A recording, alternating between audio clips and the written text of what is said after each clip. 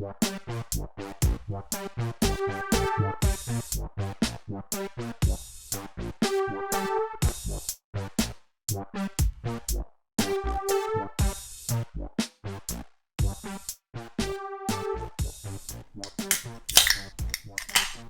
is up, everyone? Welcome back to the Engineers Without Filters podcast, episode 111. And we're back, baby. Bullshit bracket, round 2. We thanked everyone to listen last week. We know we had some audio issues. They're all fixed now. And I hope you all had a good time when we debated about pasta. But this week we got something a little more playful. We're talking about what is the best board game ever made, okay? And we're coming in with some hitters. Let's just get into it. Let's introduce the contestants, all right? And I'm going to be going in the order of the matches. So we'll start with the consolation matches and then get to the winner's bracket. All right. And I guess same as last week, I forgot to say this, but just say hi and introduce your drink after I say your name. In the first consolation match, his rhymes weren't enough to come out on top last week, but will we see if he has prepared something a little sweeter today? With Candyland, it's Dayton Pax. Number 1 seed has fallen, except I have the number 1 seltzer in my heart. Just kidding, it's not really. Vizzy, flavor pack 2, got the raspberry tangerine flavor. Very nice. His opponent. He has yet to see a win in the bullshit bracket, but he has prepared enough to send. Has he prepared enough to send Dayton into bankruptcy? With Monopoly, Gabe Toman. Thanks, asshole. As you said, I'm Gabe. I haven't won yet. That's okay. I'm having fun. All right. I got the Bell's Oberon. I think I'm gonna be the first one to introduce it. Bell's Oberon for 2021. Oberon Day was this Monday, so we finally got it. Hell yeah! Gotta get me some of that shit. In consolation match number 2, last week she was light on insults, but this week can she find the right words to win? With Scrabble, it's Cece Arce. Hi, and today I'm coming in with an apple, mango, yellow, carrot, peach fruit pouch. 60 calories of pure sugar. You got that Kirkland brand? Hell yeah. Kirkland, yeah. Love it. Her opponent had a difficult loss last week, but can she uncover the mystery of her miscalculation and come back stronger? With Clue, Emily Widensee. Hey, what's up? Emily here. I'm drinking a Truly lemon iced tea. Nice. You guys liking the puns I'm throwing in here? I had a lot of fun. Yeah, I really appreciated the Scrabble one. That was good. Back in the winner's bracket. He stunned last week with his cold, hard facts, but can he find the cracks in his opponent's defense? With Don't Break the Ice, Tim Graham. Going with the ice theme and drinking some ice water. Got the COVID vaccine after this, so trying to keep. Are you not allowed to drink before it? I don't know. It just doesn't seem like a great idea. I'm doing it before him, so I'm drinking. Yeah. That's all I'm saying. Just show up at your factory, you get drunk off your ass. I won't be drunk off one beer. I'm just gonna make him drive. It'll be fine. Tim's opponent, he's up against. Sorry, let me redo this. His opponent is up against his other roommate this week. Will this life experience be enough to give him the edge? With the game of life, Joseph, the Grand Champ. Woot. And I'm also drinking Vizzy Flavor Pack 2, but I've got that blackberry lemon. Pretty tasty. Joseph, are you still thinking Flavor Pack 1 is better? I don't know. It's been a while since I've had the first flavor pack. But I really like them. I think they're a bit sweeter, but I think it's just the fruits that they use and the combinations are just like a generally sweeter type. But no, I like it. Especially actually the blackberry lemon I think is one of my top ones. Very nice. We gotta get our seltzer, analysis every week on the bullshit bear or on the EWF podcast. Mm-hmm. All right. In the final match of the day, he made his weaknesses his strengths last week, but now will he be able to lure his opponent into an ambush? With Mousetrap, it's Jacob Thompson. Hello, that everyone. Was clever. Today I'm drinking Bell's Bright White, which is a pretty good beer. My biggest gripe is that it's a wheat beer, not a white beer, but it's called Bright White. I'm like, it was right there. You could have done it, but yeah, it's pretty good. You fumbled it. Yeah, but bright wheat doesn't come off the tongue as easy. I'm saying they should have made a white beer and called it Bright White, Joseph. They didn't have to burn this name already. Yeah. Anyway. Finally, he surprised everyone last week and became the top scorer of the day. But does he have what it takes to go for the throne? With chess, Alex Perkins. Hello. I have Fat Tire. Oh. Ooh, Good one. classic choice. Tired but fat. As always, make sure you check out our show on YouTube and podcast services. Don't forget to follow us on Instagram at ewfpodcast and go follow us on Twitch. We're live right now, ewf_podcast for that good live content. But enough of all that. Today, again, we have 4 matches, as I just talked about. Each person will give their opening arguments, followed by the rebuttal period, and then questions from the audience. After that, everyone will give a score from 1 to 10, and whoever has the higher average score wins. I also need to announce, we had an Instagram poll after last week to see who was the fan favorite of the week, and with a dominant 6 votes, Alex Perkins was the winner. So Attaboy. make sure Extra to bonus vote points. on your fan favorite again this week when the Instagram poll comes up on our story, probably Wednesday or Thursday. We'll see. You'll I have to hope he keep an eye out for crashes that. and burns. Just like he can't follow it up. I will say this is not a good category for me. Like I'm not wood. Now we're talking, but Hey, board don't games. spoil next week. Hey, Kepler. hey, Oh, I look, mean, maybe Hard it's plastic? hard plastic. Yeah. Ceramics? I think it's tile flooring. Yeah, the editor will cut that out in post. All right, No, I everyone, won't. it's time. Bleep it out. Just a big old bleep. It's time for some board game Bedlam. Ooh. First match, Dayton and Gabe. Dayton, you get to start us off. All right. So, I've got Candyland, right? Right. Yeah. Let me give you a little bit of background on what Candyland is. All right. It's a very simple game made for children. It takes absolutely no skill to play the game. Literally, the only thing that you need to be able to do in Candyland is not be colorblind. And how it's played is you just have a stack of 66 cards with different colors on them, and you just move to the next color that you draw. In fact, you can even play this game with one person. You don't even need to have friends to be able to play this game. You can play by yourself. Name a better one-person activity. I'll wait. Cece? All right. And fun fact here. The expected length of a one-person Candyland game is actually a rational number. So that basically means it goes on infinitely. I think. I don't fucking know. And but this can be approximated to 39.161086953676540040660851254962475599791165918116591181501 which is a pretty damn good approximation for the amount of turns that it takes to beat this game if you're playing it solo. Except, that's not the only fun fact that I've got today. Alright? It's actually possible to win this game in only 4 turns. So you can easily crush the children that you're playing this game against with your superior adult intellect. Alright? Just stack the deck. This kid won't fucking know. The age range for this game is 3 to 5. These kids barely have learned object permanence. So you don't even need to go easy on them. You can just stack the deck underneath the table and they're like, oh, where'd the deck go? And although the odds of winning this game in only 4 turns is relatively low, it's 0.004% chance, it's over 5 times as likely as getting struck by lightning, but it's still greater than the odds of finishing a game of Monopoly without killing your friends.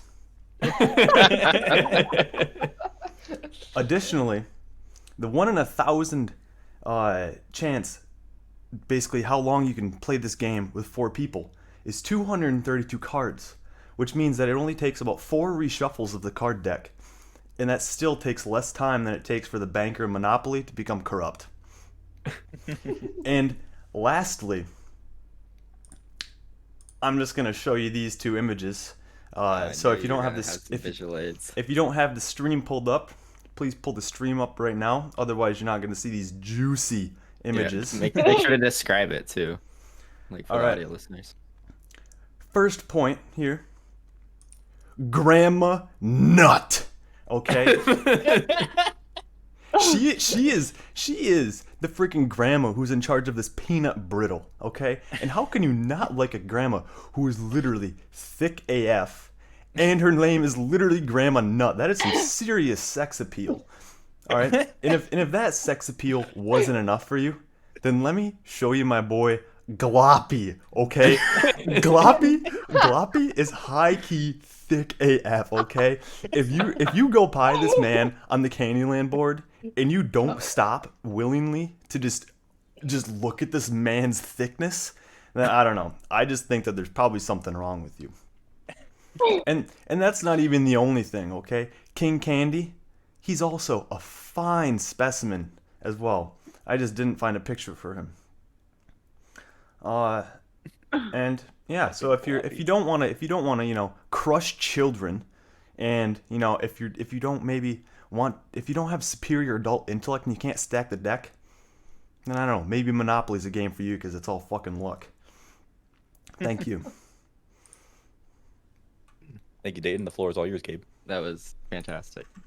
Let's go do a little history lesson. I didn't know what Dane's argument obviously was gonna be, so do a quick. I'm gonna do a lot of comparing and contrasting. I got a couple topics we're gonna hit, and then we'll bring the floor to the rebuttal for Dayton. So, first off, I've got Monopoly, as you heard from the couple jabs. That's fine. The origin of both games is actually pretty fucked up.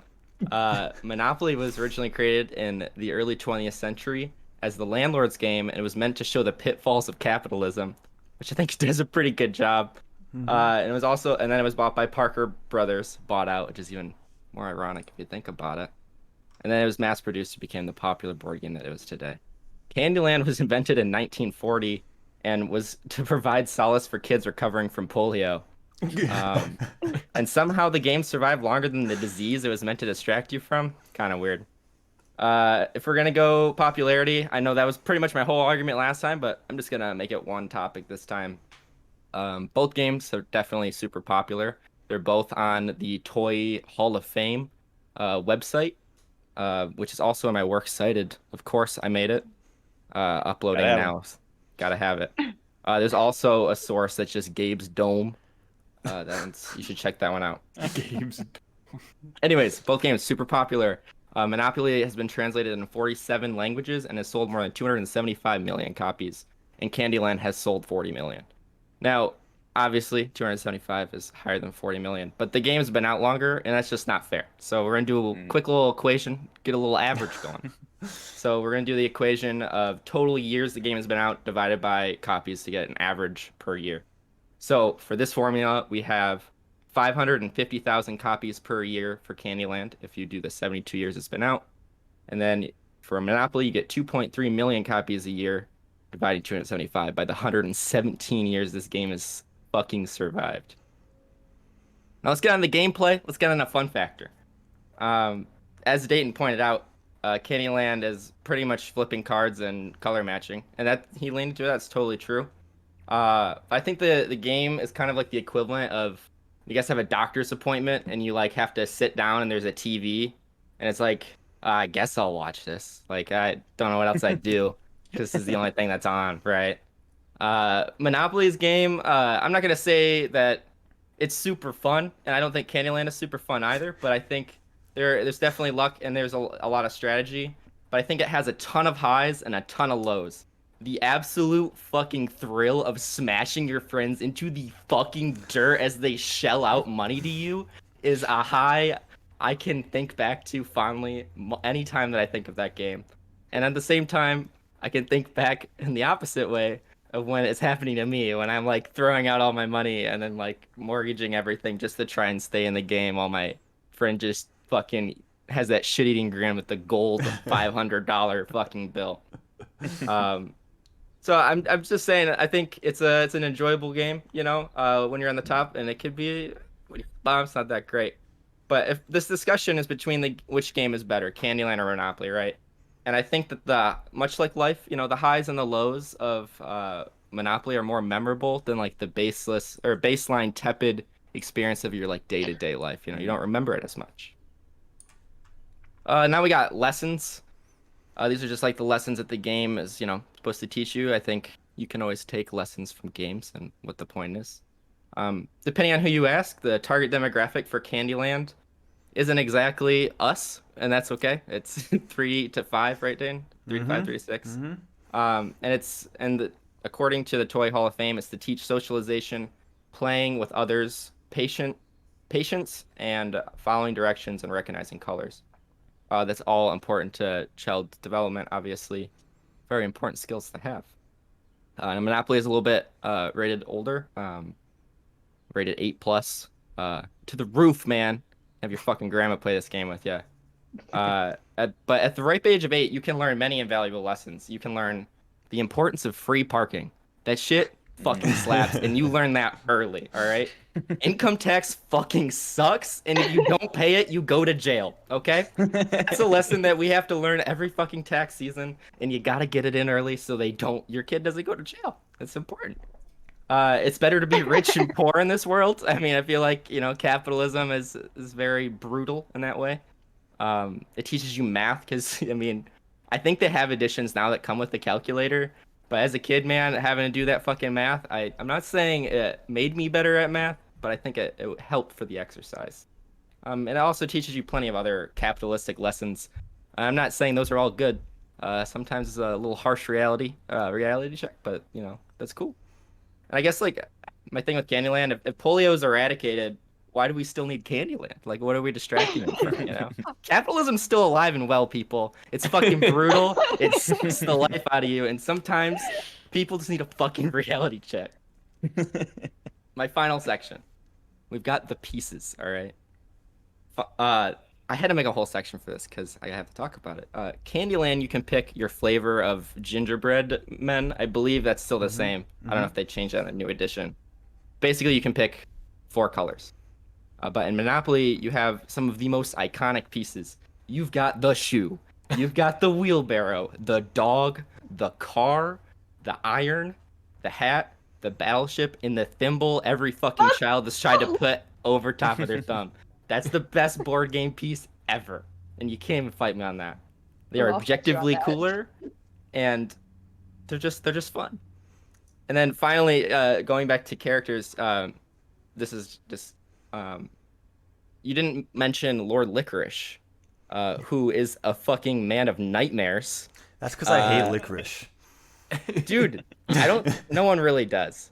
But he has a wiki, and his wiki describes him as like pure evil. His heart is as hard as rock candy, and his goal is to just take over Candyland, and he has this like fucked up face. He's just evil looking, and it just sounds like capitalism. It sounds like some PTSD, versus some life lessons. So that's all I've got, Dayton. You've got the floor. Okay. Well, Gabe, I'm very glad that you're as thorough as you were, because it sets up literally all of my rebuttals. So I again thank you for this. All right. So I'm really glad that you mentioned the age range. Right? It's 8+, because it's kind of ironic as well that you mentioned your grandma, because Monopoly is the game that is in every single grandma's fucking closet, and it's always the 1980s edition. The board is fucking half falling apart, half the money's missing, and the pawns that you love so much, the car, the thimble, the shoe, half of those are missing too, and they're because they've been fucking eaten by like 5-year-olds that are just trying to play Candyland, and they've been replaced with random shit that's just strewn around their house. Like, oh, you get half a crayon as the race car this time. Like, no, I don't want that shit. And also, if you're playing with like kids, right, 8 years old, that's old enough to where they can hold grudges, okay? And they're old enough to freaking act on those grudges. Oh, you want to have Illinois Avenue, aka the most desirable piece of property in Monopoly because of the frequency that it gets landed on? Nah, that's gonna be $1,100 in rent, okay? Just like real life. And okay, I'm really glad that you mentioned the popularity of both Candyland and Monopoly, except what you conveniently forgot to include was the ranking in the worst board games of all time, okay? Monopoly ranks 20th out of over 10,000 games with an average score of 4.36 out of 10. I could make a better board out of cardboard and used toilet paper than Monopoly. All right. And it's really, really, really good that you mentioned capitalism, because this game is literally about market domination, okay? Who the fuck would want to play a game? You're like a game that is literally just a worse version of real life. You're trying to escape reality when you play games, but instead with Monopoly, you're just getting fucked with rent, and all the players are just like, yo, let me like freaking bend you over to remind you how shitty your situation is in real life with capitalism and all your crippling student debt. Like, come on, who the fuck wants that? Okay, like I would rather spend some time with with Grandma Nut and my boy Gloppy, because damn boy, he thick. Man, with a man with a monocle who just wants to take my fucking money. And my last point, my last rebuttal against Monopoly that you mentioned, okay? Mm-hmm. You reach a point where it becomes very obvious who's going to win, okay? There's a runaway leader effect. And you literally just have to wait, okay? You just have to wait and just see that person just run away as they approach their Monopoly in the game. It reminds me of some situations in life where there isn't only one person involved, like I had hinted about earlier. You just have to wait for them to finish. Whereas with Candyland, you never know, okay? You never know who's going to win unless you're an adult with superior intellect and stack the deck against the 5-year-olds, because you'll always win. You'll always crush the competition. You'll grind their bones into the dirt with 100% certainty. Boom. That reminds me of the oil baron skit from SNL. Drop him in the dust. Just pretty capitalistic, if you ask me. But I don't really have that long of a rebuttal. You had a lot of good jabs. That was fucking great. I think my biggest rebuttal to that is I understand the game isn't balanced in any shape or form, and I think that's what makes it fun. Again, there's a lot of highs, there's a lot of lows. And to escape reality, I mean, sure, you can play Candyland, but let's be real, that doesn't escape me from reality. I could watch paint dry and have the same fucking effect. Like, there's so little interaction with that game. I don't even need to pay attention. Like, it's ridiculous. I could be fucking so drunk, sloppy drunk with Gloppy, and still be able to play the fucking game. You don't learn, like, it doesn't escape me or anything, but, like, I don't know. I think for what Monopoly is, it's the better game and engagement wise, and I think that when you said it's a shittier version of real life, it is until you're the one winning and you get to just experience what it's like to be rich, and it's fucking fun. Like, it's just a good time destroying your enemies. It's just a great game. Do you know what the odds of that are? I don't really care. Of you becoming you know, a monopolist in real life? Probably 0, but my point is, it's a fun game. It has a lot of like broken mechanics, and it has a lot of ridiculousness. And I think it teaches some good life lessons. It can escape you from your rent and someone else's rent and know what it feels like to be on the other end of it. I think it's a fun time. That's my argument. Let's open the floor for questions, and I can start one to Gub. Sure. What is your opinion on the various other editions of Monopoly that have come out in recent years? They added credit cards, calculators, Lord of the Rings, Marvel. Do you think this has diminished the message of Monopoly? Yeah, I don't know if it's a diminished message, unless it's more of like, how can we make more money, I guess, with a different type of gimmick. And I totally understand that, because it's a brand, right? And Candyland's a brand as well. They have a lot of spin-offs. I don't think it's to the extent of Monopoly's amount of spin-offs, but I think if you're gonna, I mean, I think Michigan State has like their own version of Monopoly too. Like, if you're gonna be in that area or be super interested in it, it's like, oh, this is like a location I recognize, or like these are locations I recognize. It gives you that sense of familiarity. And like, as far as the calculator, I think that's the Here and Now edition or whatever, where it's like everything's millions of dollars. I think that's just more to alleviate the math that you have to do, because they're using modern prices, right? Right. But I still do think it can teach you, I think it still teach you math, teach you how to use a calculator. Okay, thank you. I have a question. It kind of similar to Jacob's as for Gabe as well. Sure. Did your sales include the different versions, or was that purely OG Monopoly?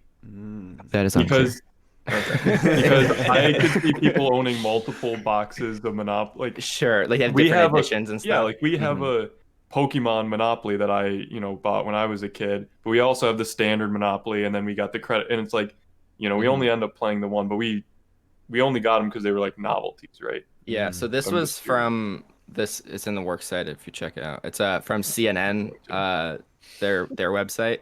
I would assume that it's the whole brand, right? Because Okay. it's essentially the same game, just rebranded. Curious. All right, I got one to fire at Dayton. A good half of your argument, or at least a good part of it, hinged on Monopoly games being, overused and you got to use a crayon for the thimble.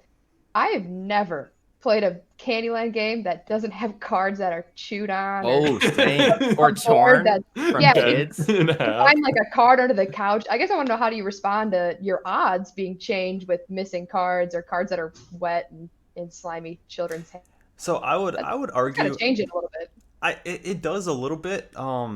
But here, how about this piece? Okay, so I would argue that in cases where you're playing Candyland where there's missing cards, I would argue that adult who was playing that game with them did not have a superior enough intellect to end the game soon enough so that these kids, these freaking mouth breathers, snot-nosed kids, couldn't eat the cards before they finished the game, okay? If you have a superior intellect, as we all should because we're adults compared to 5-year-olds, we should be able to win the game soon enough where that's not an issue.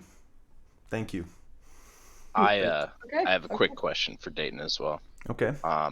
Based on your glowing praise, would it be correct to say that you'd like to give Gloppy the sloppy toppy? Oh my god. Thank you for asking, because that has literally been my fantasy ever since I was 5 years old. Yikes. Thank you. Where would Thank you you. give it to him? He's like a puddle. Clearly, Man. Gabe's never played Candyland. Yeah. I think You've it's time never, to put you've in our never scores. stopped. You've never stopped and paused to admire admire, Gloppy. to be down with his thickness. That's fair. To be honest, I thought his name was Gloopy at first. I had to Google it.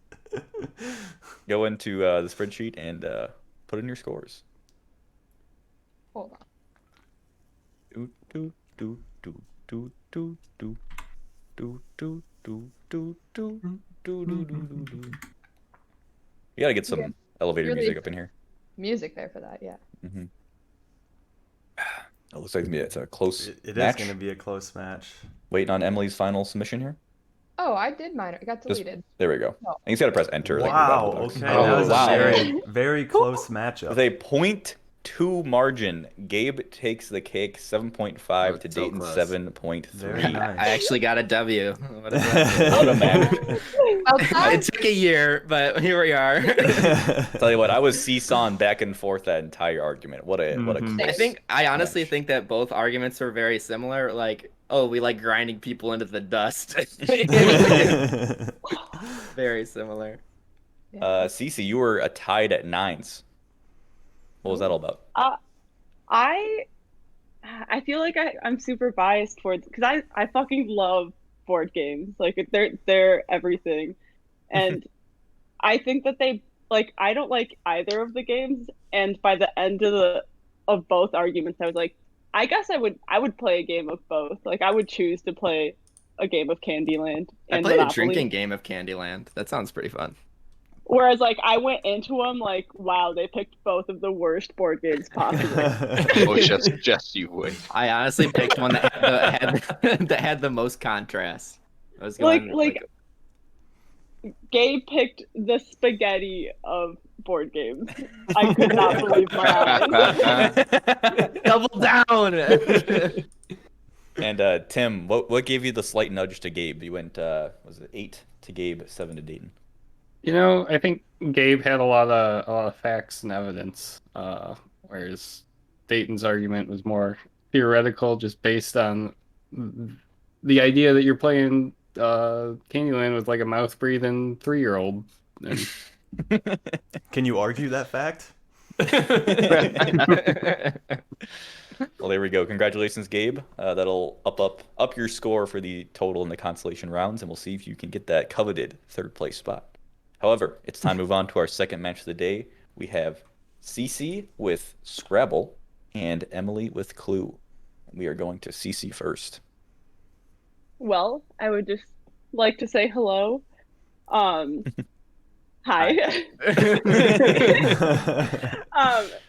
In case you forgot my name since the intro. Well, Scrabble is just a fucking classic of a game. Like, you can't go into any house without like the statistics of Scrabbles per household. It's just unreal. You know? It's just like the comfort of knowing that like you were just bored in a house. You're like, what should we do? We could play Scrabble, you know? And unlike other board games, it is very like there is no age range for the game. You can play with children and old people and middle-aged white women, you know, all three. Those are all 3 demographics. As we all know. I'm a business student. Facts, math. That's up.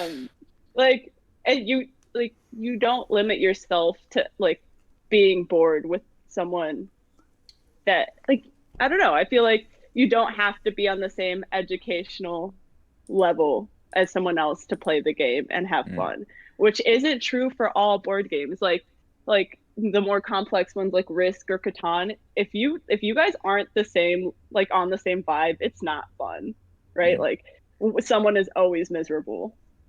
And like, what did Emily pick? Clue? What? Who the fuck knows how to play Clue? Like, no one. We may or may not have played Clue on stream. We played it on the podcast. And I wrecked everybody with my superior intellect. But like, you'd have to teach, like, odds are that one person you're playing with doesn't know how to play Clue, and you have to teach them how to play, right? Whereas like Scrabble, everyone knows how to spell words, like, and even if you don't know big words, everyone can spell dog, cat, couch, coach, sofa. Like, very versatile, awesome, very slender too. Fits in minivans for those long trips, you know? Also, I don't know if you know, Scrabble, free in the App Store. Clue, $3.99. Who the fuck is like $3.99 to play Clue? No one. I will admit though, counter argument to that, Clue in store, $10, Scrabble, $30. Which, to be fair, the extra $20, worth it. You know? No. It'll rust. It'll sit in your closet for years. Perfectly aged well. Won't come apart because you won't use it very often. But when you do, very great. What else? You know, it's an educational game. You get smarter every time you play Scrabble, right? It's like going for a run. Every time you go for a run, you get better. Every time you spell words, you get smarter. You know? And it's instant gratification. Have you ever used the like triple point word, like those red squares? Dude, it's like a nut immediately. There is close to no feeling than getting like 50 points in a word. And there's no clear winner. Like, you don't know who's gonna win. You know, it's up until last minute. Also, there are professional Scrabble tournaments. Like, you can get paid for winning a Scrabble tournament. Who the fuck is going to enter a Clue tournament? No one. Absolutely no one. Like, who is the demographic for Clue? No clue, you know? Traps Mike. And that is my argument. Thank you, Cece. Emily, the floor is yours. All right. Cece had some good stuff there, most of which I'm gonna try to refute anyways. But let's dive into a little Clue history. So Clue was invented 1940s during World War II, loosely based on a murder mystery that actually happened, obviously. But the game was invented to not pass time during polio, but pass time during the air raids of World War II. So basically, it was effective at passing the time and escaping reality, something Dayton had talked about earlier. But that's the best way board games are played, is help you escape reality, enjoy some time with your friends, not hear the bombs outside. But Clue is a family-friendly game, yet children as young as 8 and up. It was our first introduction to like a twisted storyline that provided us the foundation for our society's love of true crime. And don't tell me you're not into Crime Junkie, any type of podcast, true crime TV shows. Oh man. But also, you loved playing with those handcrafted, state-of-the-art replicated weapons such as the wrench, candlestick, lead pipe, revolver, knife. Those are much higher tier than Monopoly. Don't even at me, Gabe. You said What? Are you trying to lose my vote? What? No. And then, it's not cooler than a thimble, all right? You're right. A lead pipe, thimble, no match. Unlike some letters on wooden tiles, it's just some of the most unique game pieces here today. But let's talk about those sultry characters. I mean, it's no Candyland, but I mean, come on. Mrs. Peacock, Professor Plum, Colonel Mustard, Miss Scarlet. There's Dude, Miss Scarlet? Yeah, sultry. That's what I'm saying. Sultry. And then playing as those adult, colorful characters as children was kind of our first glimpse into adulthood as we interrogated our friends, used deductive reasoning skills to solve the murder of Mr. Bodie. Clue was created to cure boredom, not create it, and unlike my contender here today. Clue requires really no particular skills. Maybe you got to teach your buddy how to play, but it really levels the playing field for everyone, where I would argue Scrabble, you have to know English. I mean, you have to know how to spell. And Scrabble's age range is actually 10 plus. So let's talk about that. You got to at least know your elementary school spellings. But Clue also helps create soft skills. We got your decision making, reading the room, creativity, basic strategy, listening skills, and then your street skills such as interrogation, mind tricks, and covering up a murder, which, comes in handy more often than you think. In addition to that, you get some great Halloween costumes. There is a Clue World Championship. Look it up. UK Celebrity Game Show. There's a Clue the Musical. There's a Clue the Movie. And there is an online version for all your COVID needs. See the Apple Store. Purchase may or may not be required. And then the bottom line here, Clue is creative, elegant, efficient, and loved for its murderous plotline. And I don't think you get that out of any of these classic board games today. Lisa, do you have any other rebuttals you'd like to make? No one needs soft skills when you can spell scissor. I'm just putting it out there. Fair enough. I don't know, and I don't need a rebuttal when my game is so solid. It's a classic. Almost certain that every household has a Scrabble, and if you young adults don't, your parents do. Your grandparents do. It's Emily, traditional. Your rebuttal? Yeah, a few things to come with that. Cece, if your game's so solid, like, if you look at that board a little too hard, or you, like, bump it with your finger, why are half the tiles on the fucking floor? Like, I'm just saying, you look wrong at that board, they're all mismatched. Your friends are pissed because you messed up their words. No. Scrabble to household ratio, try Scrabble to divorce to household ratio. I've never had worse fight than over a Scrabble, and a domestic dispute over a board game is not something I want to have, even if it is in grandma's closet, you know what I'm saying? And all board games are the same size. I don't know why you think Scrabble's more efficient. Like, they all fit in a box. Relatively the same size. And Scrabble, their motto is something about, like, every word counts. But the only way to win is just to memorize, like, a ridiculous amount of 2 to 3 letter words, like your AAs, your HM. Otherwise, you're not going to win because you just get all the fucking consonants or you get all the vowels, and you're just sitting there making 2 to 3 letter words, which, I mean, anybody can do that. You're not learning anything when you're just putting 2 letters onto a onto a board game, whatever. Clue, here you go. You're learning so many skills. You're talking with your friends. Try playing Scrabble 1v1. You got one person taking their fucking dandy time to make a word while you just sit in silence. No fun. That's why you don't play it very often. You said it's collecting dust, it's not going to get injured in the closet. Yeah, because nobody plays it. Everybody's got it on their phone instead. You don't need a board game for this. That's all I'm saying. Clue is classic. Nobody wants to watch a movie based on Scrabble, okay? Nobody wants to watch a musical based on Scrabble. But a murder mystery, I'm here for it. You're all here for the entertainment. And that's all Clue is. Scrabble's just some letters. Anybody can read a dictionary. It's not fun to me. That's all I'm saying. Wait, hear me out though. Hear me out. If I wanted to have the thrill of true crime, I would watch a TV show. I wouldn't spend time playing Clue.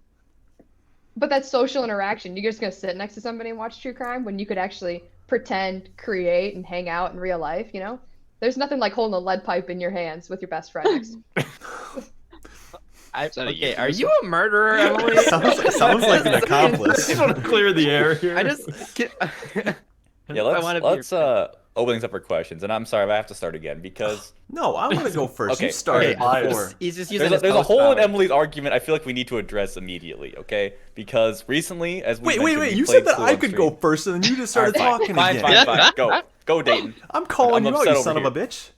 All right, Emily. Wow. You said that Yeah. you need to know the language in order to play Scrabble, right? Mm-hmm.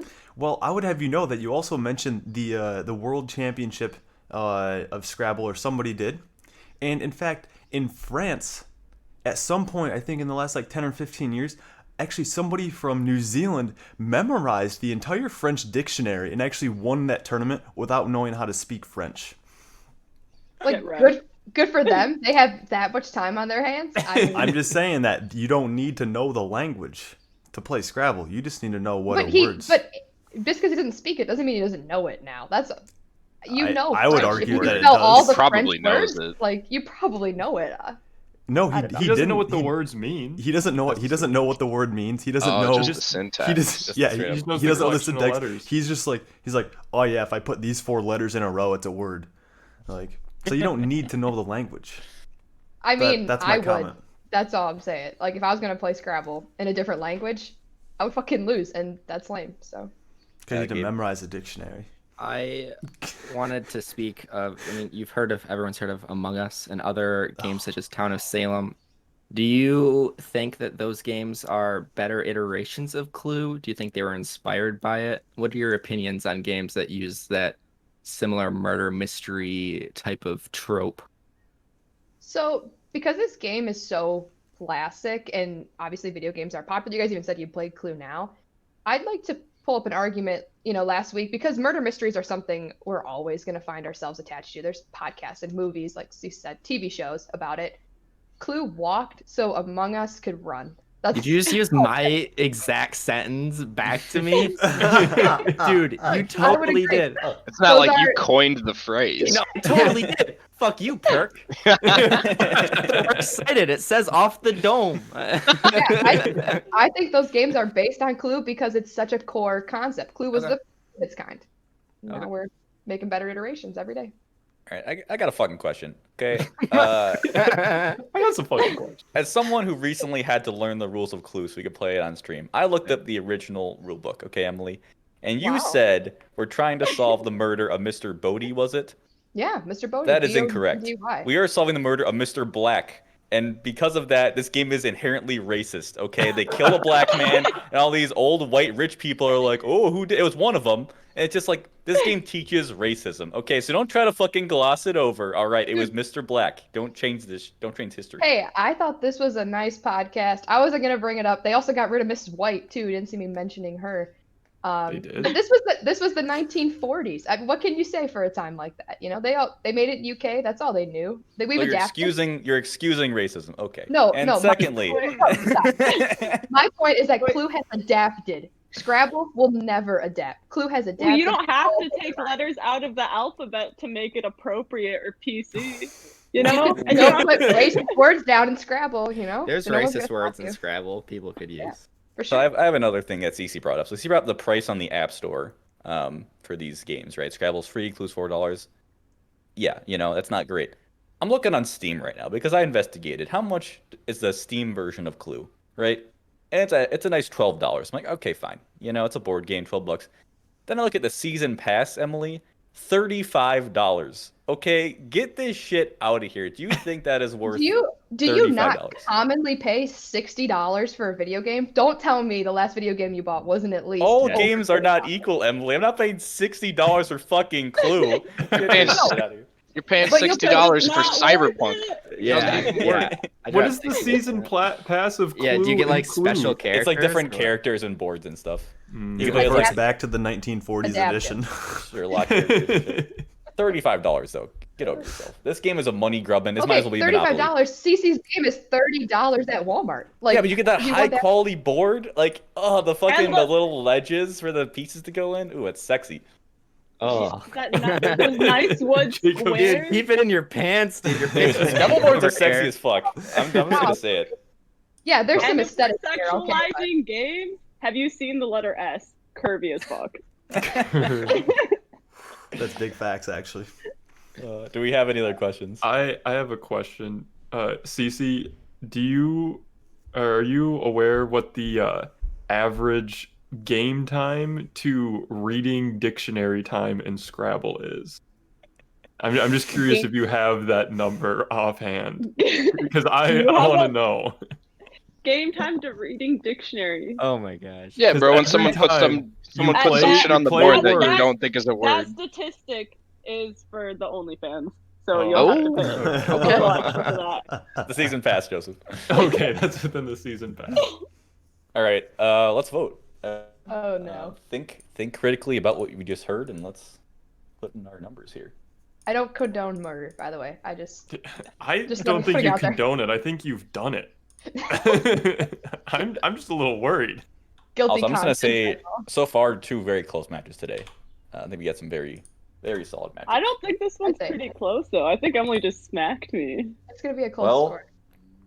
Ooh, Unfortunately, It you was are correct, close. Cece. It was close though. So was Emily close. gets the win with a 7.8. Cece with a very solid 7. Emily, my repeat score, takes the by the win. way. yeah. 7.8 that time. Consistency. And there we is have it. key. Consistency. All right. So we'll Join see you me. both again in the consolation matches next round. But Emily is quickly becoming the top contender for 3rd place based on highest average score between all 3 rounds. Cece, good game. I didn't think I'd be able to argue Scrabble. That's a classic. Yeah, I should have prepared a little bit harder. Honestly, if I hadn't played Clue on the podcast, probably a month ago at this point, I probably would have gone Scrabble. But Clue is so fucking fun. It's a good game. It's it like- is. The first probably like 20 minutes of us playing, I was like getting my bearings, and then I was like, oh, there's like strategy to this, and I got super into it, like Takes trying a to lot beat of, people. And I'm a little Memorization. disappointed you didn't bring that up as part of your argument that we played it on the because podcast. they don't watch. It's 'cause I don't Yeah, think I Emily looked is a at fake that. fan. Not a true No. fan. Did you guys Twitch stream it, or did you? Yeah, we Yeah. streamed watch it for our game night Oh, on Monday. It's Okay, not- I don't watch the Twitch stream. I got a life. I listen to the podcast. Wait, All right. wait, Whoa. We're moving on. We're moving on. That's, All right, Emily's Can I canceled. change my score? though. What was that, Cece? That's biased though. You didn't play my game. You should have played Yeah, both. that's my point. Yeah. That's the only both. game that we have played on this podcast. I thought she did it on the board purpose, game. to be honest. is Clue, and I'm a little disappointed you didn't have that as part of your argument. I should have done my research. You're right. Man, I didn't do enough research. Your due diligence. Side note, I'm really surprised that your group of people never got into Among Us. You guys would love that game. Gabe's bad at lying. I'm so I- bad at lying. I've literally you- never even played it. It's I've good. watched a It's lot of really streams, fun. but It can be fun. all right, let's go into our 3rd match of the day. Alright. We Yeah. got Tim with Don't Break the Ice versus Joseph with the Game of Life. Tim, start us off. All right, so I'm going to keep this argument simple, much like my game. Don't Break the Ice was created by Shaper Toys back in 1968, and it consists of a grid of ice blocks. You got a cute little polar bear standing on a 2x2 ice block, surrounded by other blocks that the players knock out one at a time with a small hammer. And the goal of the game is to not knock down the bear.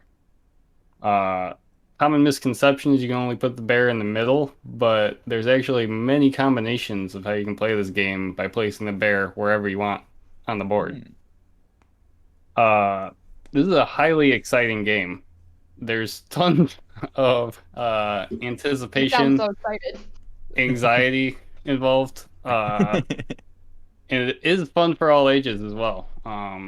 The recommended age is 3 and up, but it really like grasps all age groups. You know, for the young kids, you got the tactile interaction of just hitting ice blocks with a hammer. I remember I loved that shit when I was a kid.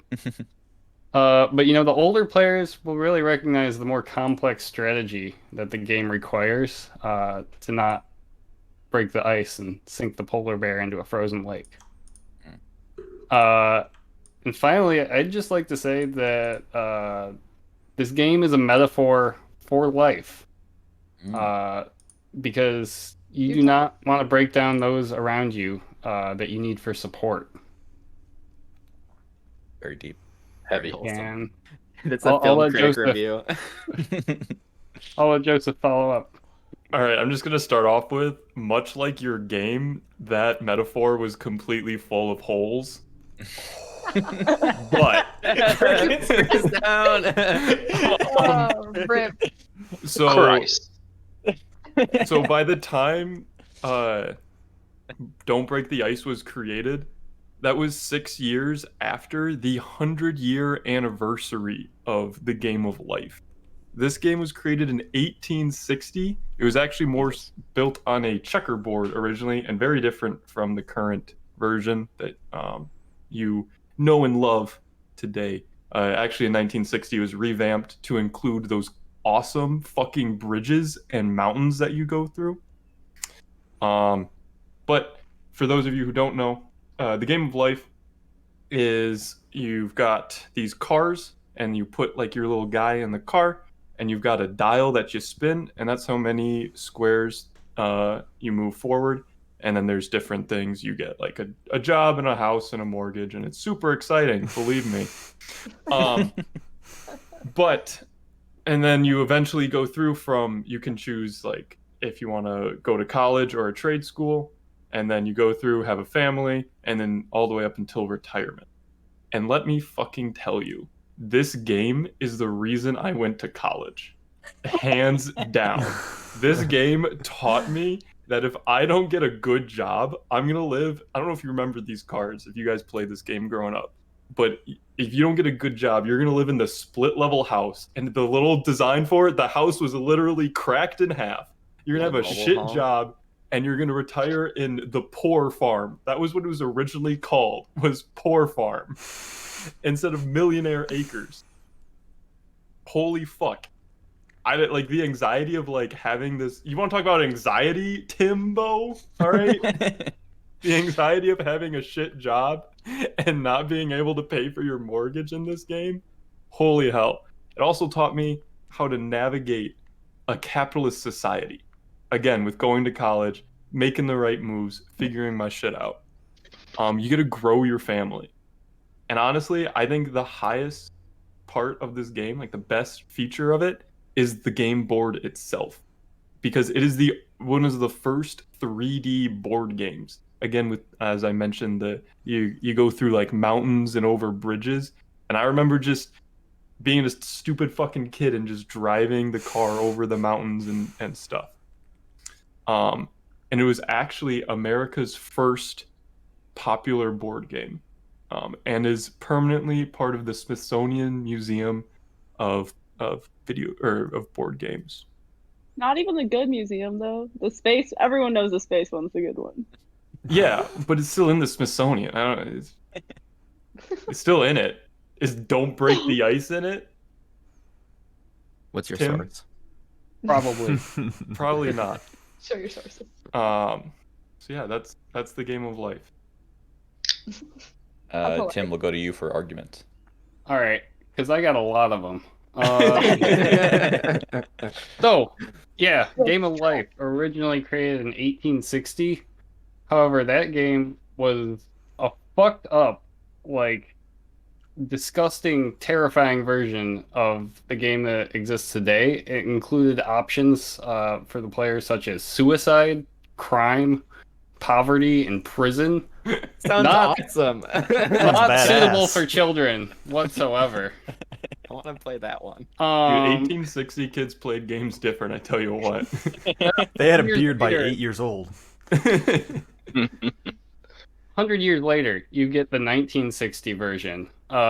And players attempt to choose, or they get to choose from two paths, either start their career or start college. They're stuck with their career for the entire game. Everyone has to get married, and the goal is to have the most money. And this is supposed to boil down the entire like human experience into a board game. That's fucked. The game is essentially propaganda for the non-existent American dream and is a product of the flawed and toxic time period in which it was created. Whoa. Wild. That's heavy. Like right there. Yeah. Joseph says the game inspired him to go to college. Not everyone gets the opportunity to go to college, and college is not the only path to success. But this game would have you believe that. Joseph. that- Sorry. Keep going. My rebuttal. Okay. Joseph, go ahead. So I have a couple memories of Don't Break the Ice, playing it as a child. One of those memories being when my little cousin lost, he would hit me with the hammer. You are giving children weapons with this game.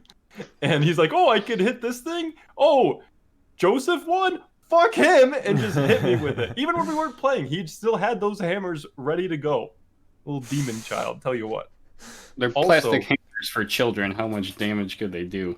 Hey, kids swing hard. They don't pull their punches. Mental damage. That's what. Yeah. He cries about it still. Honestly. Also, it's a fairly misleading title because the entire thing you're doing is breaking the ice out of the game. That is what you're doing. You don't want to break the whole ice, sure, but you're still, the only thing you're doing is breaking the ice. And there's no board. Like, it's not a real board. It's not played on a board. How can this be in the board games? Because you're bored when you're playing it. Yeah, because the round only lasts 3 to 5 minutes. So you play it twice, and it's like, okay, it's been 10 minutes. Cool, I guess. Let's play something to actually suck our time into, like life. Am I right? Also, everyone knows that it is most commonly the last game chosen at 5th grade indoor recess, and that is a fact, and you can quote me on that. And that's what I have to say about Don't Break the Ice. CC had her hand first. Well, this is towards Joseph. And I would like to say that I agree that life is more fun, but what do you have to say about it glorifying materials? It teaches people to be materialistic. Yeah. It does, and it can. At a very young age, though, it basically teaches you how to create social groups and disconnect everyone.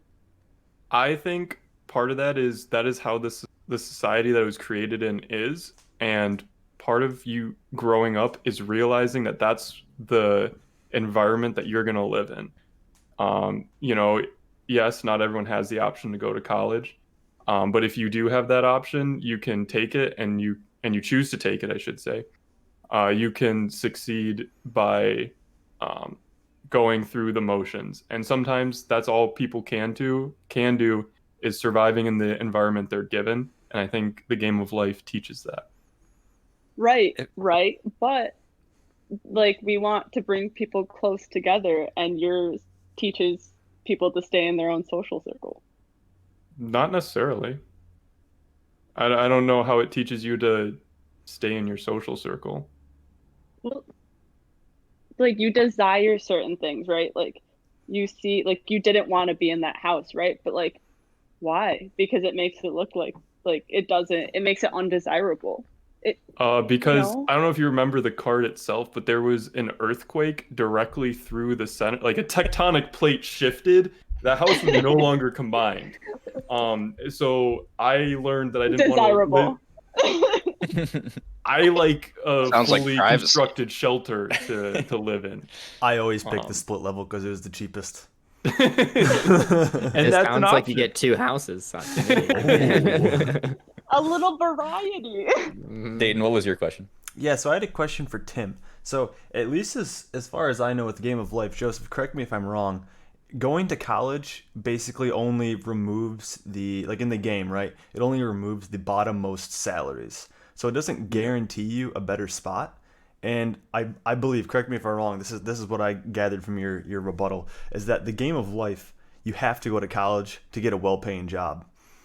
And that's not how it is in the game of life because it just removes the bottom ones. Therefore, with the police officer, which I would argue is the best job in the game, because you have a 1 in 10 chance every single time the turn is spun in order to collect extra income, and you don't have to go to college for Yeah, it. because you get speeding tickets. But what I'm getting at here Not a very is that realistic description of police officers today, but we'll No. move past that. Give out speeding tickets. But what I'm getting at is that I think that you're misappropriating the salary aspect of the game of life, and also the real life aspects of salaries as well. So how would you address that? Do you have anything to say? Yeah, I think so. If I remember correctly, going to college opens up 2 careers: accountant and doctor. And teacher. Okay, sure. There's a lot more careers than that you can get going to college. But you could also get access to other high-paying careers, like I don't know, trade school type things without going to college. And that could end up paying as much as an accountant or a teacher for sure. The highest paid careers are only accessible from going to college, but that's not necessarily a reflection of real life. Is that the case in life though? I thought it No. only removed the bottom cases. Like the Doesn't 30, even do that. 30, 40, and 50 case. I don't remember. Been a hot minute. It's If been I a long may- time since I've played it. If I may ask Tim, why would I play Don't Break the Ice when I can play Jenga? That was my question. I was gonna say that too. Because hitting things is fun. Like hitting your older And- cousin. Are you the shithead younger cousin, Tim? That when you lose, you beat the shit out or try I to think beat there's the a shit out of better your older argument cousin? that it's a board game than Jenga. That's fair. True. That's fair. True. Jenga is not a board game. But Jenga, I'm not arguing for Jenga because whatever. But Jenga is made out of wood, which is made from boards, like 2x4. Okay. So that could be We're just argued gonna more pretend you didn't say so. that, Joseph. You could bullshit shit that harder. That's next week. I had a question. So Tim, yours is not a board game, or not a board, I should say. Board game, board.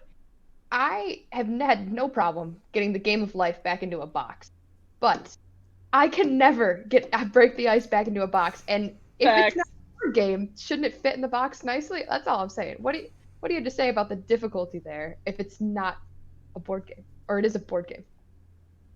I think pretty easy. You just shove the ice cubes back in the board and Dude, it's not easy. you put it in the box. I don't know what technical difficulties you're having. I'm not don't break the ice technical sport here, but You should Maybe But, Emily's playing with larger pieces. Well, It's don't just a break big the ice. downside, It's that's all those I'm saying. cootie games, remember? So it's those tall, slender boxes, Yeah. similar to Jenga. So it's not like the size of the box. thing. You have to like take it apart and shit, from what I Yeah. remember. It's annoying. That's what I'm trying to say. Let's vote. Everyone, please look to the sheet and think about what is a better board game? Don't Break the Ice or the Game of Life?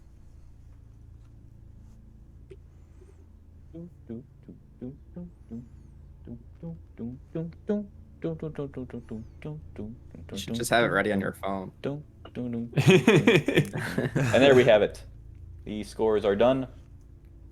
Tim with a score of 5.8, and Joseph with a score of 7.8. Joseph with a decisive win, tying Emily's score for the day, actually. Wow. Very With nice. the game of life. Moving on to the championship.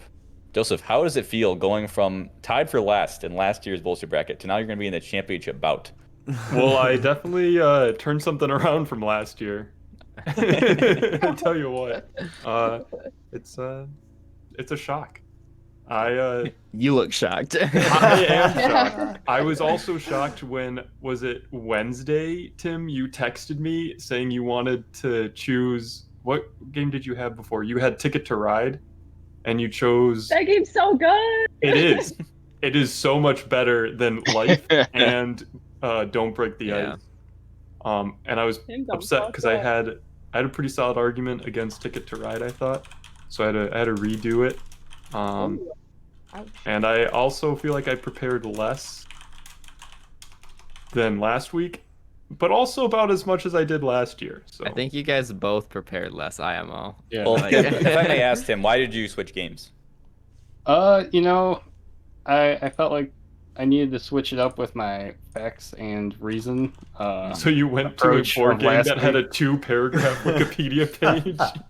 However, some mistakes may have been made in my approach this week. Well, Tim, I still think we haven't done the math. You still might be a contender for third place, so It's a, I'm happy it's to a see fun consolation. game too. Like Oh, yeah. issue the is game it's does not- slap. It's not a board game, and like it fucking falls, and you're like, oh, I gotta set it back up, and you spend way more time setting up than playing. And if you lose one ice cube, I guess you're You not can't play. completely fucked, but it's it's not as much fun. you're That's when you adequately use- fucked. You had to grab an actual ice cube from the fridge, Joseph. Instead. I hope you have one that's the same size. All right. Let's do it. Let's go on to our final match of the day. The Myself moment versus you've all been Perkins. waiting for. So, if ask everyone to have the stream open, I prepared some assets that will need to be viewed during the course of my argument. Describe them for audio listeners. I will. To my best of my ability. Unfortunately, audio listeners, this is going to take a memory of the game of Mousetrap. So you might need to look up a picture just to remember what the things I'm talking about. Hopefully, I'll describe it in enough detail you'll understand. Ladies and gentlemen, if I may, what is the point of a board game? Is it to have fun? To engage your mind? To cooperate or compete with friends and family? I say it's all of these things and none of them. Because the point of a board game is to not be bored. All a board game has to do is to distract you from modern life, right? It's to activate your emotions. It's like, you just don't want to be fucking bored playing this game, because if you're bored, why did you start playing it in the first place? All right? And to that I say, it is impossible to be bored playing Mousetrap. Okay? Mousetrap is a fucking amazing game where you build this contraption that makes no goddamn sense, but if it isn't fun to crank that motherfucking crank and watch it go, all right? What a good time, all right? If you grew up in the 2000s, you know what Mousetrap is, okay? It's a board game where you build this Rube Goldberg type contraption with the purpose of trapping some mice, okay?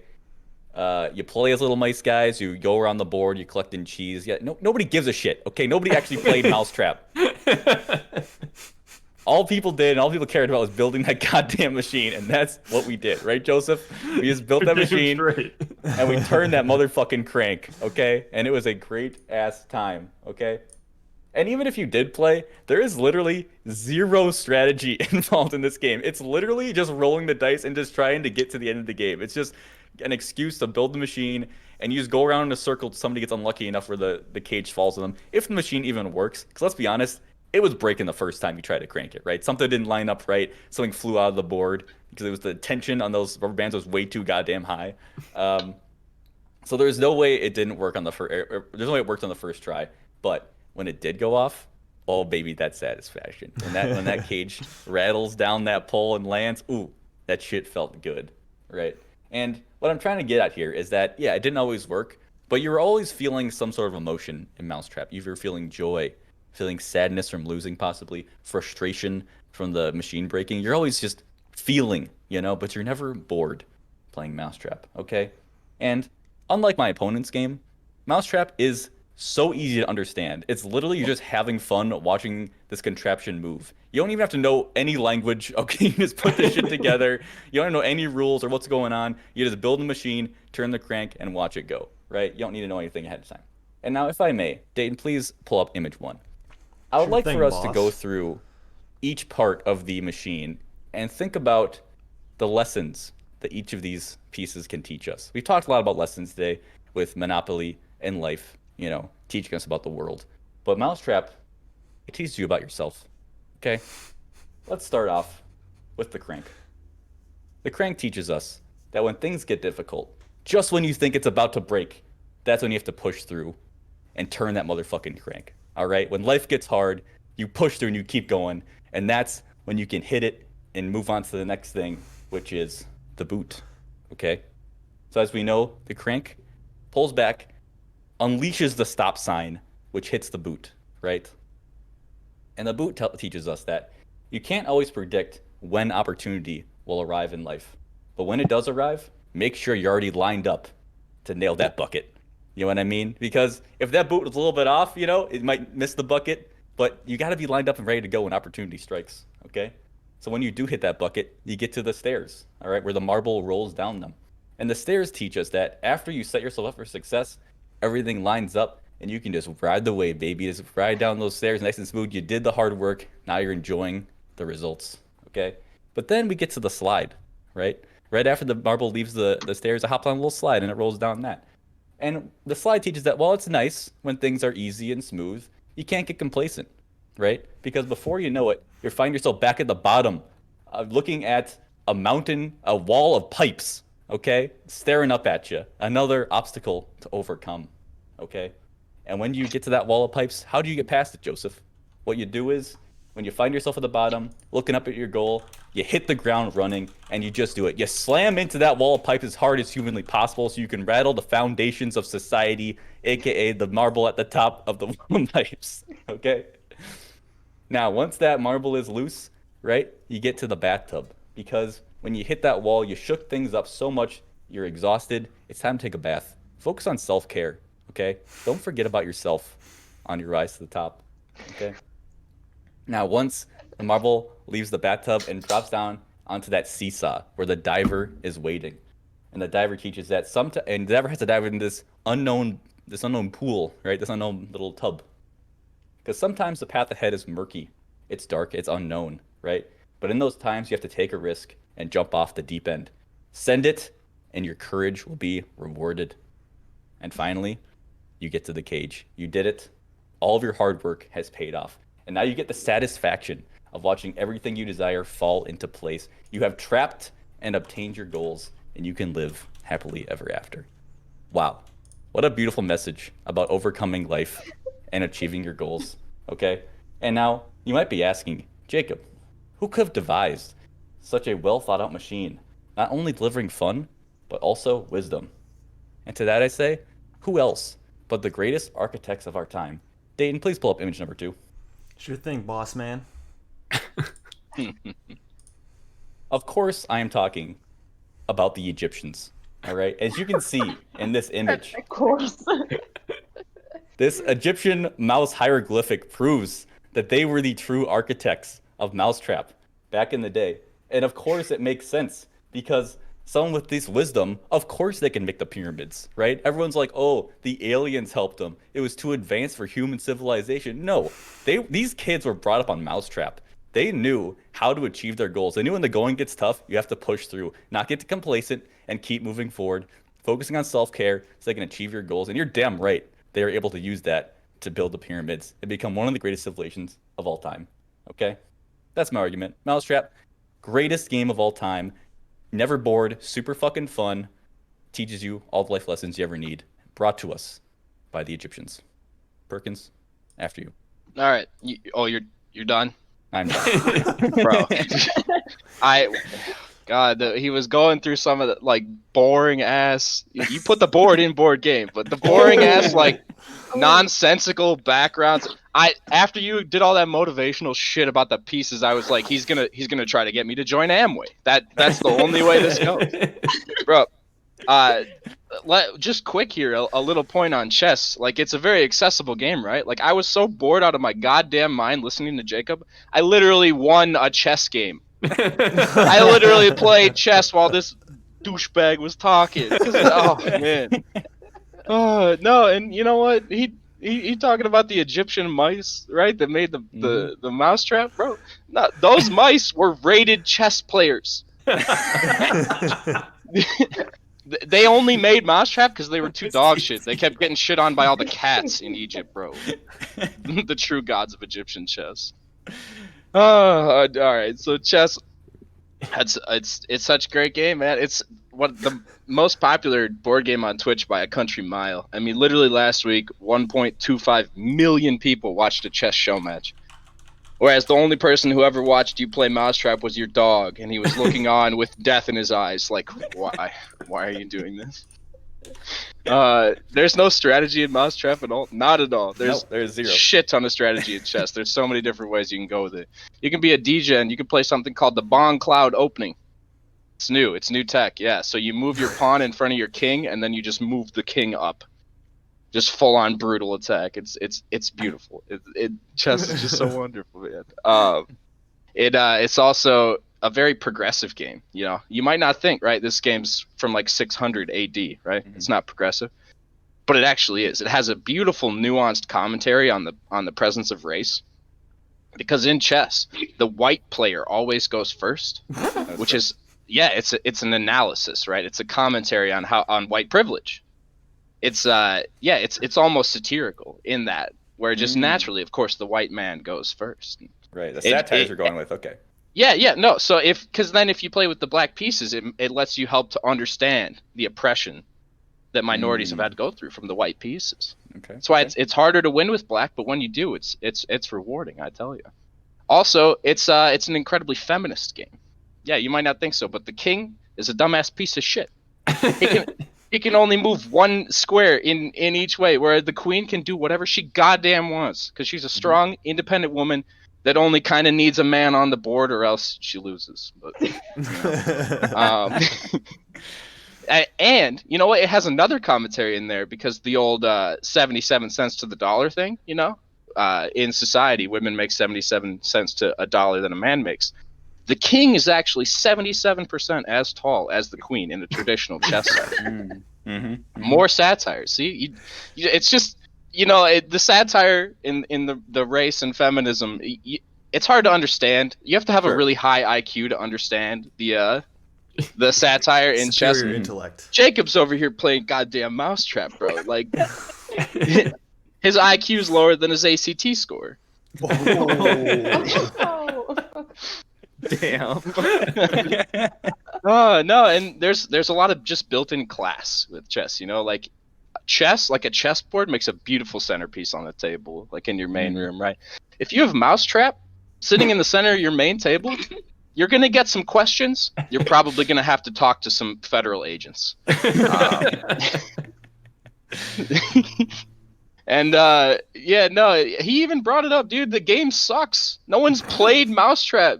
Like, it's supposed to be a board game, but he's like, yeah, but we don't actually play the game. Yeah, because no one plays Mousetrap. It's dog shit. You just set up the pieces. 80% of the time, they don't actually go off, so you waste 5 more minutes putting it back up. And it's just, it's nonsense, bro. And you say you don't get bored playing Mousetrap? Bro, I swear. We had that game. We had that game when I was little.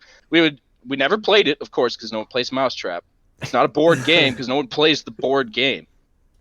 We would set it up, it would fail like 2 times, and then we'd see like a butterfly out the window and go do something else. And let me leave you with this. It's actually a small known fact, but the Shakespearean tale Romeo and Juliet is based on a real life chess game between Shakespeare and Isaac Newton. So what happened in the game was that there were 2 pieces, a knight from the black team and the queen from the white team, that were positioned on adjacent squares for a long, long time. Like, they were just hanging out the whole time, so far that people thought it might be a little sus. And then, when the players ended up trying to move these pieces, they had grown so in love that the queen actually sacrificed herself, sacrificed to a pawn, gave up her life to save the other team's knight. And in response, the knight he took a left and jumped off the board, killing himself.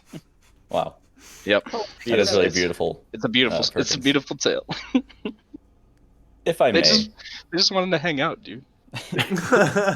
I'm glad you brought up the racial, as you call it, satire of chess. Yeah, dude, it's a commentary. The so-called feminism, the class, the so-called progressiveness, because all of these things are false. Before we can get into that, I just gotta start by saying, oh yeah, chess is one of the most popular games. It's super easy. Chess is hard to learn, okay? If you walked into a chess match without knowing anything about it, you have no idea what the fuck is going on, okay? You cannot enjoy chess without some sort of knowledge going in ahead of time. Unlike Mousetrap, okay? Just saying. Also, Bro, you need to know how to set it up. There comes You literally need to know how. Yeah, dude, chess comes with instructions. What? Also, there's with like chess, 6. It's like next to impossible to have fun if your opponent is better than you, because they're just gonna kick your fucking ass and you have no idea what's happening, and you're just like, okay, I guess this is how my life is going to go. Mousetrap, you can be playing with anybody you fucking want. It's just about building this shit and turning that motherfucking crank, okay? Crank it. But Why don't you just play with Legos? Here's the other thing, okay? In order to get good at chess, like to get actually good, you have to study. Who wants to fucking study to play a goddamn game? Look at this. CC's whooped out the Everything Chess Basics book. I don't want to fucking read a whole entire like textbook in order to like understand the basic strategy of chess. Okay, I want to just have fun quickly, get some escapism, get that dopamine hit in my brain. But here, that's all. We can just leave that aside because let's get into the real issues of chess. Okay. Recently, a documentary was released that everyone watched. Okay, this documentary was called The Queen's Gambit. All right, and it taught us about the issues in chess. First off, it's not a fucking satire. No, this game teaches white oppression. It says, yeah, white people always fucking win, and put that when these little kids are playing, they get burned in their brain and they know, and they become more racist, okay? Teaches racism. It's also sexist. Well, yes, the queen does have power on the board, off the board. When you look at who's actually playing the game, all fucking white dudes, okay? Look at the Queen's Gambit. Everyone in those tournaments was just fucking white dudes, and she was the only girl there, all right? This is a man's chess game. Chess was literally invented in India, and you're trying to tell me the only people who play it are white dudes. Only people who play it are white dudes, okay? It is a male-dominated sport, okay? Also, as seen in the documentary, clearly leads to substance abuse, okay? I don't want my kid doing fucking drugs, taking tranquilizers or getting, wasted every weekend so they want to be good at chess, all right? So get that shit out of here. And finally, we end of the documentary, we see that if you haven't seen it, the main character, Beth Harmon, plays a game in Russia. She beats the Russians, and everyone's happy at the end. It seems to improved U.S. and Russia relations, possibly helping out the Cold War. And that's what they want you to think. But what they don't show is what happened after the documentary ended, which is the Kremlin was so pissed off that a young American girl beat their top chess player. They had both Beth Harmon and Borzhov executed, all right, making the Cold War even worse. So chess may have actually destabilized the entire Cold War, is what I'm getting at here. Yeah, you're actually wrong, because I also did the research on what happened after the Queen's Gambit, and they did try to assassinate Beth Harmon, but she called Black Widow from the Avengers, who came away from her, Russian whatever mafia shit she was in, and she literally killed the entire Russian government. Come on, we all know the Marvel Universe is fictional. I don't know what you're trying to get at here. The Queen's Gambit was a very, obviously, documentary. And finally, I'll just end it by saying chess might be the worst board game of all time, only worst one being Risk. Bro, it's literally not. You don't even play the goddamn game, bro. There's just, and there's just a whole bunch of other shit, too. Like, chess has spawned revolutions, bro. That shit was in Harry Potter. That shit was in Sherlock Holmes. Like, it's a cultural staple, man. Whereas Mousetrap, like, if you play it, you're weird. If you played the game, you're trying to tell me about drug abuse in chess. If you played Mousetrap, the game, you've done heroin at some point in your life. Guaranteed. You cannot tell me. The Venn diagram is a circle. If I came over to your house right now and brought fucking Mousetrap and we set that shit up, we would have a great time. No, we wouldn't, bro. What are you talking about? Holy shit. It would be like, 5 minutes of setup for it to not work 4 times. 5 more minutes of setup every time. And then a damn cage just it doesn't even go bang. It just goes. Yeah, the suspense. You don't always get what you want right away. You gotta watch everything fall into place. The suspense. Perks, I feel bad that you have lost touch with your childhood. But let's open the floor for questions. Dayton. Yeah, Jacob, do you ever get tired of cranking it? No, I never get tired of cranking that shit. Okay, just wanted to get that out there. Cece, you're muted. You There we go. So you alluded that chess takes a long time. Are you like more of a pump and dump sort of man? Just like I'm more of a instant gratification. If I'm trying to escape, I like to be able to do it easily, not have to read a whole fucking book in order By to enjoy cranking something. Like Like doing I like to heroin. crank it. Yeah, doing Bro, heroin. I've never read a chess book. I've never studied chess, and I've been playing chess for 2 months every day. Like, I have a question. Gabe, yes. You said sometimes the best things in life you have to wait for, but you just said you want instant gratification. How do you respond? There's a difference, Gabe, between hard work over a period of time in order to achieve your goals, as opposed but you just to, said you didn't look at want to this- put in the work to learn chess.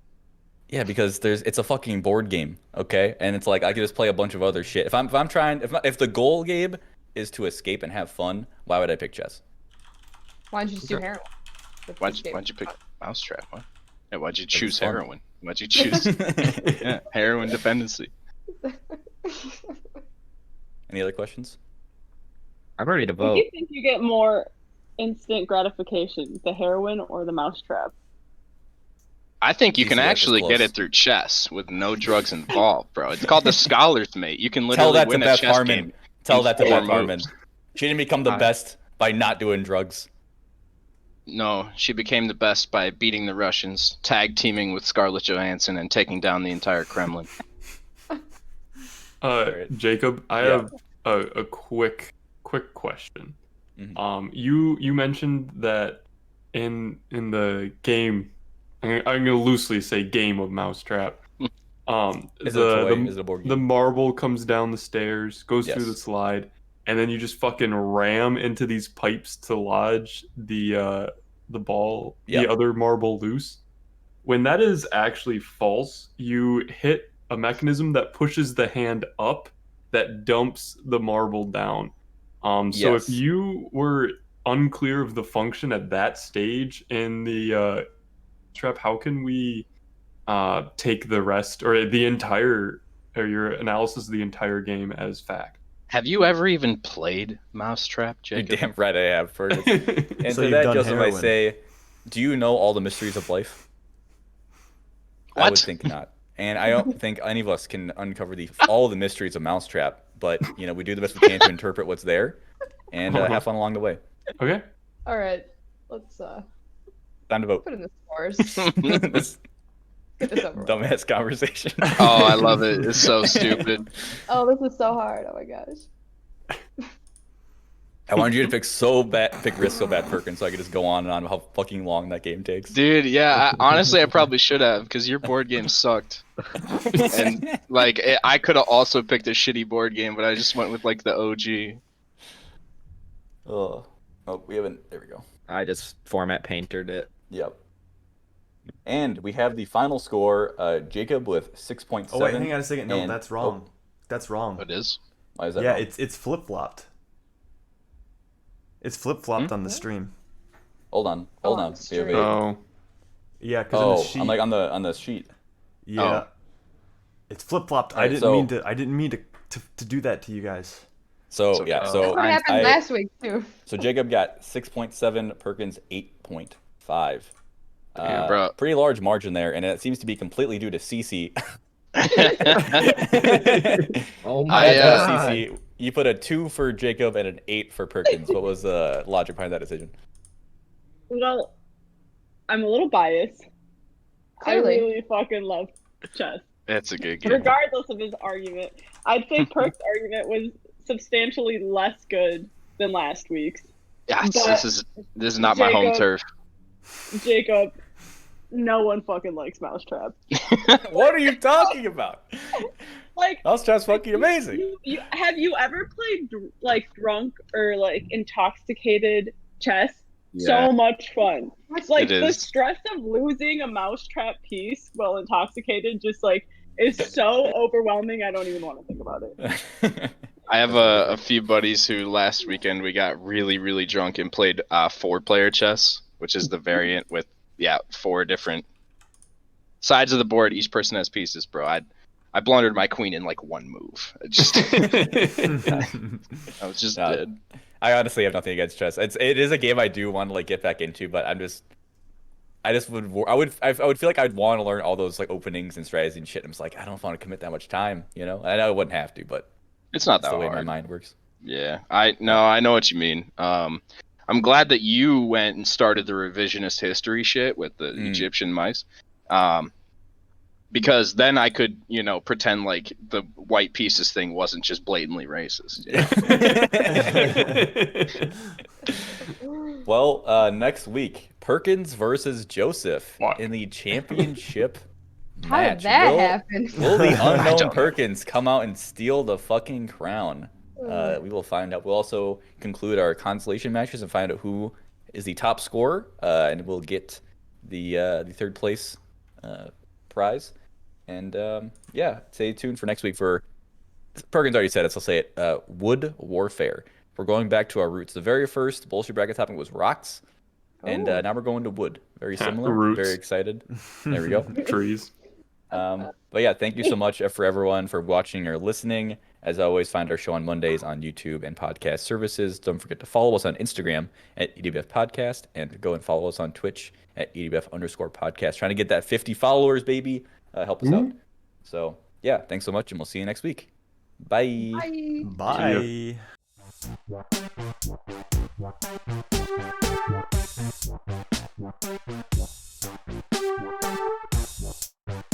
Bye.